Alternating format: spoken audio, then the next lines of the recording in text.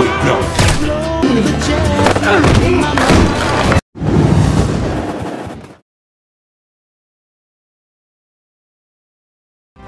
Assalamualaikum semua para Reddington, bagaimana kabar kalian semua malam hari ini? Saya harap kalian semua nonton video ini insyaallah masih semangat, sehat, dan tentunya baik-baik saja. Dan malam ini saya kembali lagi untuk menceritakan kepada kalian tentang Blacklist Season 8 atau Chapter 139. Dan untuk cerita kali ini saya tidak akan menjelaskan episode sebelumnya karena saya yakin Anda pasti masih mengingatnya. Jadi untuk itu kita langsung saja mulai ceritanya. Dan seperti biasa, pastikan untuk like video ini terlebih dahulu. Dan jika sudah, saya minta kepada Anda semua untuk baik-baik memperhatikan videonya dan fokus dengarkan suara saya.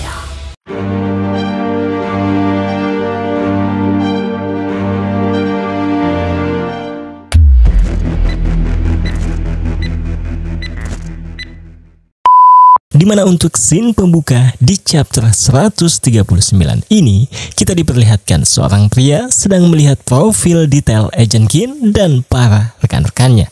Dan saya bisa konfirmasikan, pria ini yang akan menjadi blacklist kali ini, yang dikenal sebagai The Protean, yang akan memburu Agent Kin dan rekan-rekannya. Dan tentu saja itu semua akibat Townsend yang telah menyewa pembunuh profesional ini. Namun Townsend menegaskan bahwa dia tidak peduli dengan targetnya yang lain. Tapi untuk Agent Kin, Townsend ingin The Protean ini membawanya hidup-hidup, yang kita tahu alasannya adalah agar Townsend bisa membalas dendam kepada Reddington dengan membunuh Agent Kin di depan mata Reddington. Dan di sini saya akan menjelaskan sedikit tentang latar belakang yang menjadi blacklist kali ini, di mana The Protean ini adalah pembunuh bayaran yang bermarkas di Eropa, dan biasanya dia bekerja untuk pemerintah, perusahaan, dan sindikat kejahatan yang saat ini kita ketahui telah disewa oleh Neville Townsend. Dan biasanya jika dia akan melakukan pekerjaannya, The Protean ini menggunakan identitas orang yang baru saja meninggal, yang surat kematiannya belum didaftarkan. Dan untuk menghindari deteksi pihak yang berwenang, The Protean selalu mengubah bentuk secara hiasan setelah menyelesaikan pekerjaannya. Dan itulah yang membuatnya sangat sulit untuk ditemukan.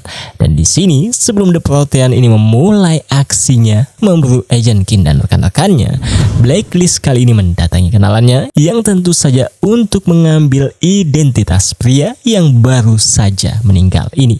Dimana setelah menyelesaikan semua masalah identitas yang akan dia gunakan, The Protean menginap di suatu hotel yang ternyata Townsend sudah menyiapkan senjata untuk Protean gunakan ini.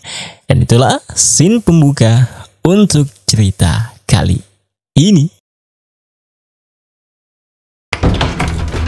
Did you bring the burner? These two. Were you followed? No, just me. Okay, came soon as I could. Were you followed?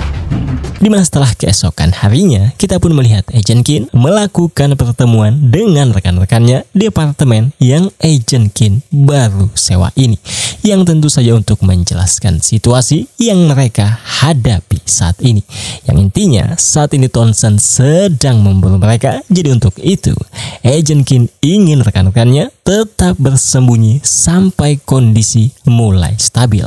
Dan di sini katanya Agent Kin akan menjelaskan rencana mereka ke depannya. Tapi sebelum itu, Agent Kin ingin menelpon terlebih dahulu di atap gedung apartemen ini. I'll make a few calls. See what Cooper knows. In the meantime, stay put. Di lain sisi, terlihat Reddington datang ke Blackside bersama Dembe yang niatnya adalah untuk memberikan kasus blacklist kali ini yang diketahui Reddington, seorang pembunuh yang telah disewa oleh Townsend untuk memburu Agent Kin dan rekan-rekannya. Tim Reddington pun menjelaskan sosok The Protean kepada Donald dan kawan-kawan seperti yang sudah saya jelaskan tadi.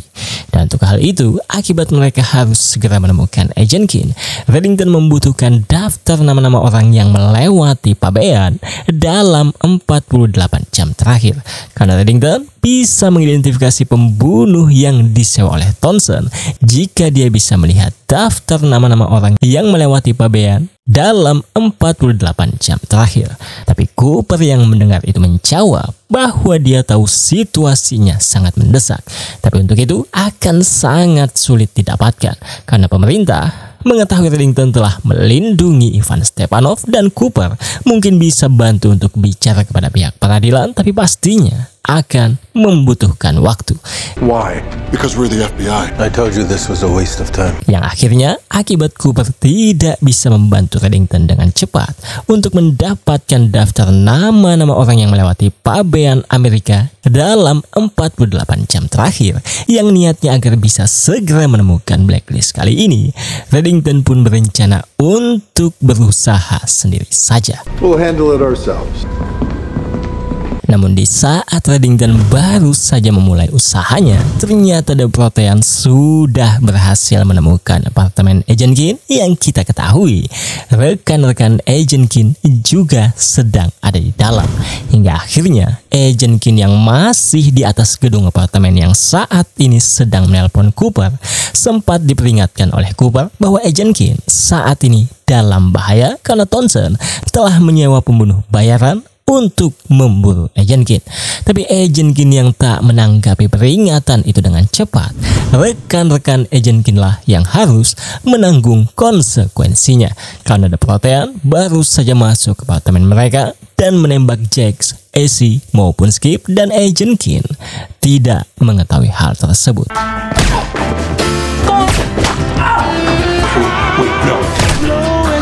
Dimana di sini The Protean meminta Skip untuk memberitahu lokasi Agent Keen.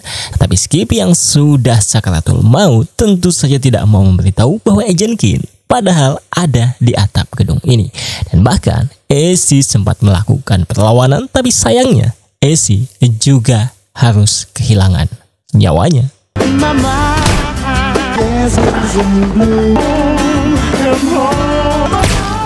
Dan The Protean yang mengira Agent Keen tidak ada di apartemen ini akhirnya pergi meninggalkan apartemennya sebelum Agent Keen turun melihat rekan-rekannya tewas semuanya.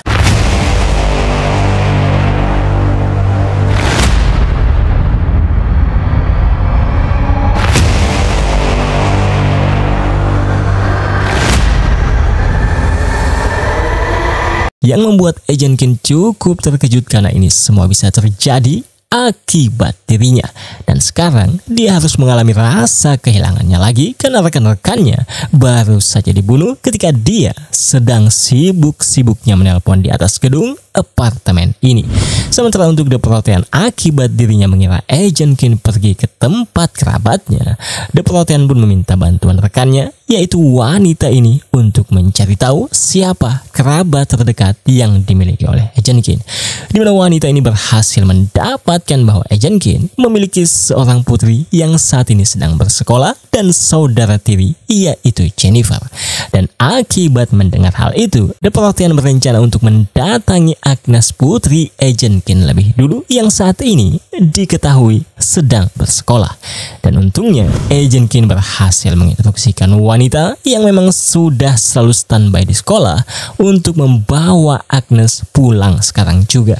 Dimana di sini Agnes sempat berselisihan ketika mereka mengisi daftar tamu masuk maupun keluar, yang membuat The Protean jadi mengetahui bahwa targetnya baru saja keluar.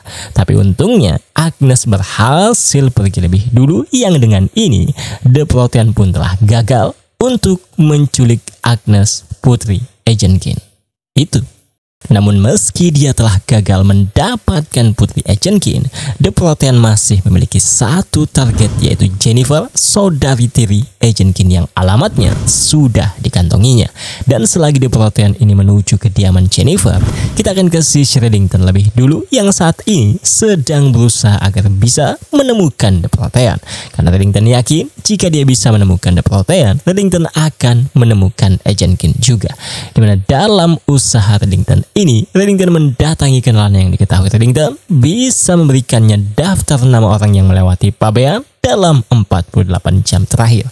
Dan seperti biasanya, dengan ancaman-ancaman yang disampaikan oleh Reddington, pria ini pun mau tidak mau memberikan daftar nama tersebut, karena jika tidak, Reddington akan membakar burung kesayangannya ini.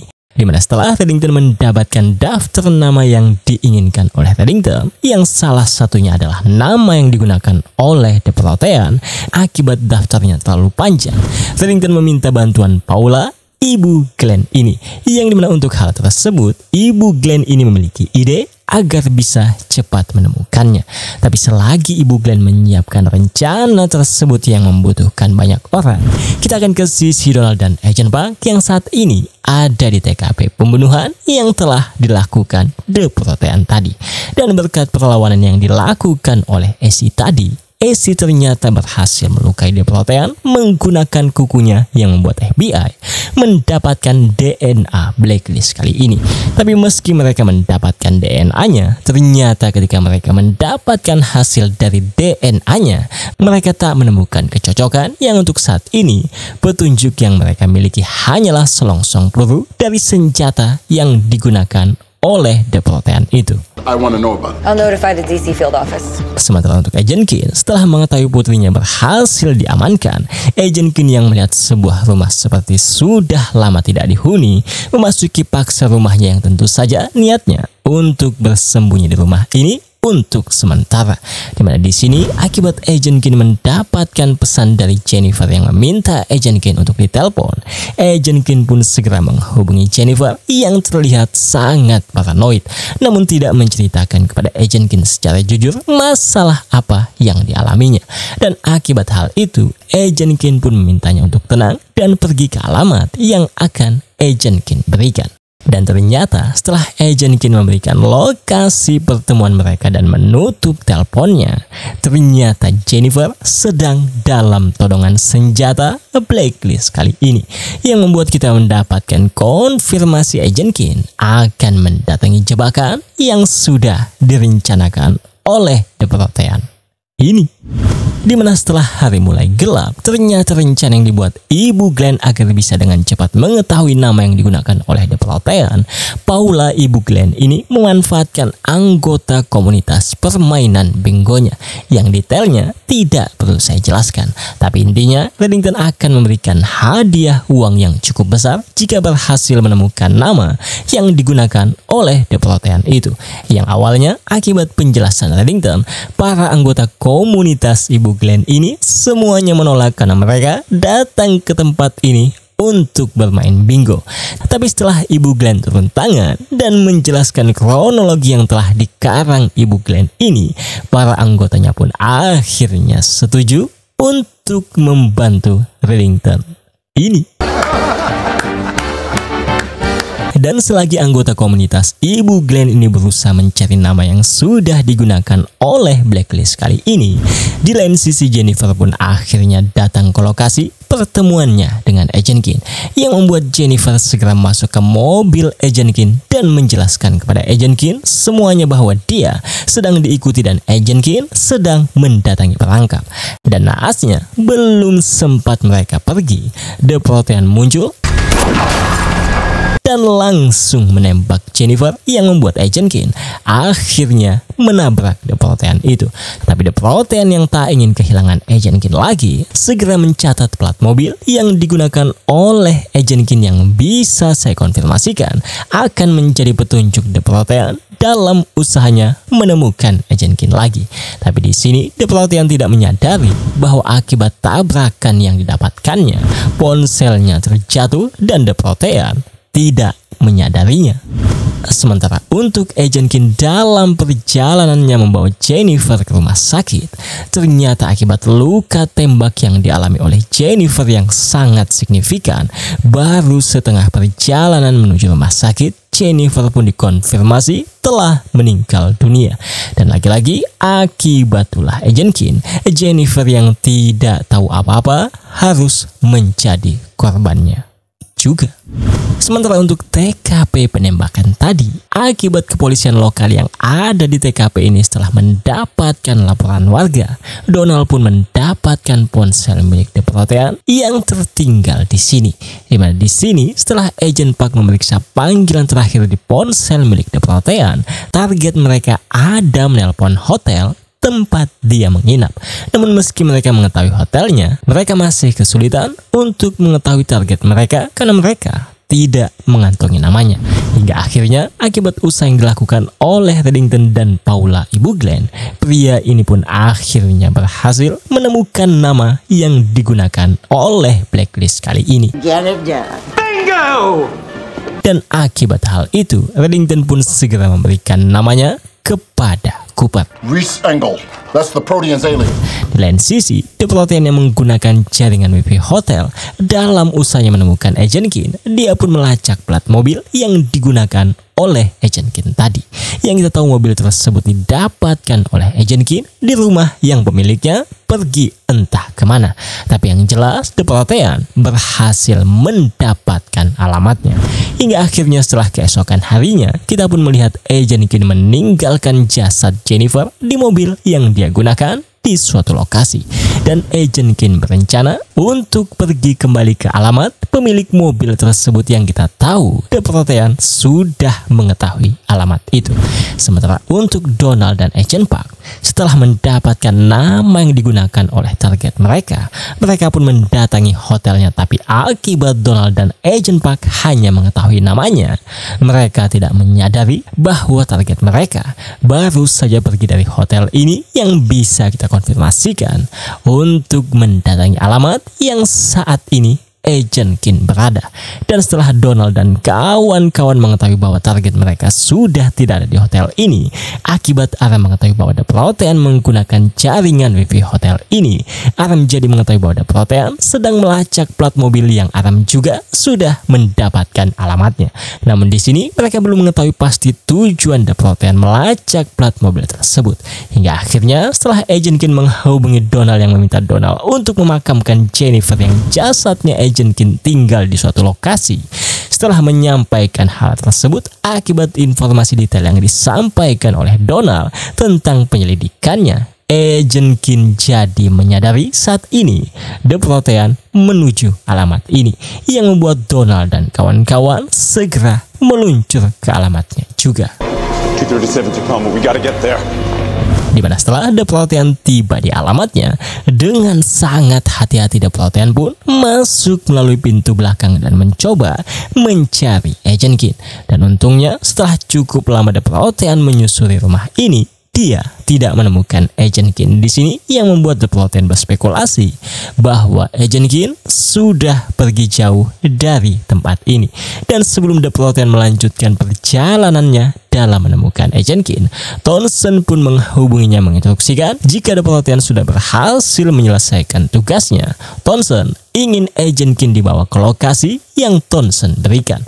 Tapi ternyata setelah Townsend memberikan instruksi dan menutup teleponnya, tiba-tiba saja inilah yang terjadi. Looking for me? Di mana Agent Kin ternyata muncul dari belakang yang membuat The Protean tidak bisa berbuat apa-apa. Dan di sini Agent Kin yang sangat emosi rekan-rekannya dan saudarinya tewas dibunuh olehnya, yang tentu saja atas arahan Townsend. Agent Kin pun mengancamnya untuk mengantarkan ke lokasi The Protean janjian bertemu dengan Townsend tadi. Tapi belum sempat mereka pergi dari lokasi ini, Donald dan kawan-kawan tiba, yang membuat Agent Kin terkepung tidak bisa kemana-mana. Yang tentu saja Agent Kin yang ingin membalas Townsend menyampaikan kepada Donald untuk membiarkannya pergi ke The Protean mengetahui lokasi saat ini Townsend berada. Tapi Donald dan kawan-kawan yang tak ingin kehilangan Agent Kin lagi memintanya untuk menurunkan senjatanya dan membiarkan FBI yang akan mengurus masalah Townsend.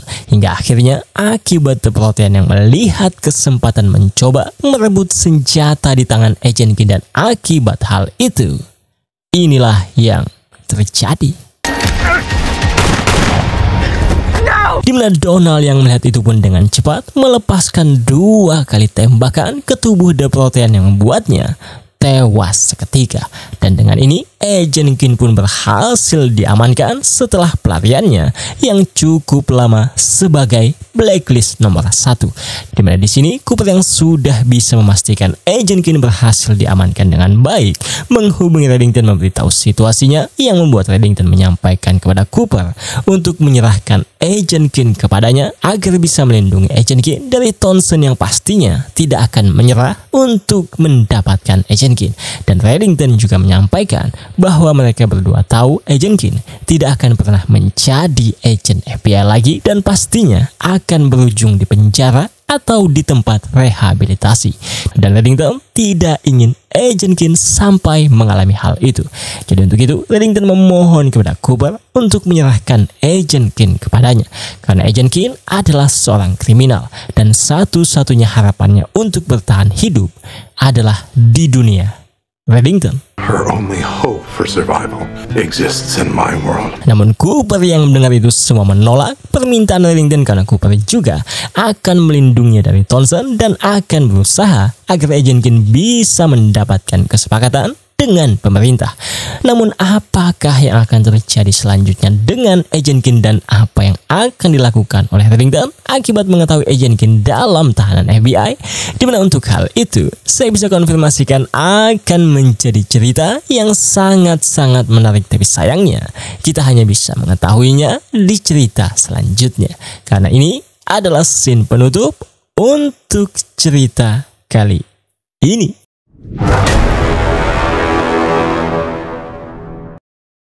Terima kasih buat kalian yang sudah mendengarkan saya hingga akhir video. Seperti biasa, silahkan like video ini dan subscribe bagi kalian yang belum sebagai dukungan kalian terhadap saya. Akhir kata, saya selaku bercerita pamit untuk undur diri. Dan insya Allah kita akan bertemu lagi di cerita selanjutnya. Salam cerita, selamat